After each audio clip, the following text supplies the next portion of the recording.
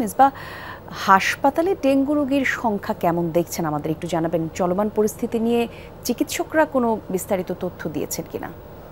Dengue পরিস্থিতি ধীরে ধীরে অবনতি হচ্ছে সারা বাংলাদেশেই। একসময় ডেঙ্গু ছিল শহর কেন্দ্রিক একটি রোগ, অর্থাৎ এটিকে নগরায়নের একটি ফল বলা হতো, কিন্তু এখন এটি সারা বাংলাদেশে ছড়িয়েছে। এই মুহূর্তে বরগুনা অর্থাৎ বরিশাল বিভাগে সবচেয়ে বেশি রোগী একেবারে প্রত্যন্ত গ্রাম পর্যন্ত ছড়িয়েছে। আজকে আমি ডিএনসিসি হাসপাতালে আছি। আজকে ছুটির দিন, ছুটির দিনে আপনাকে একটু দেখায় যে কী পরিমাণ মানুষ এখানে এসেছেন। এটি এই হাসপাতালের জরুরি বিভাগ। এখানে গত 24 ঘন্টায় 808 জন রোগী জরুরি বিভাগ থেকে সেবা নিয়েছেন।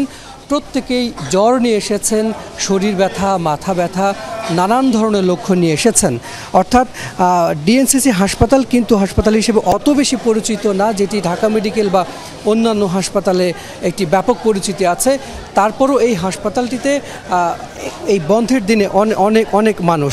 চিকিৎসকরা বলছেন যে এবার আসলে ইনফ্লুয়েঞ্জা, চিকুনগুনিয়া, করোনা এবং ডেঙ্গু 4টি রোগ একসঙ্গে হওয়াতে লক্ষণগুলো যেহেতু কাছাকাছি, তারা চিকিৎসা দিতে কিছুটা দ্বিধান্বিত হচ্ছেন।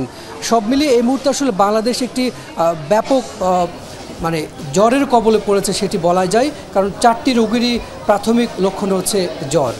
জি, ধন্যবাদ আপনাকে মিসবাহ।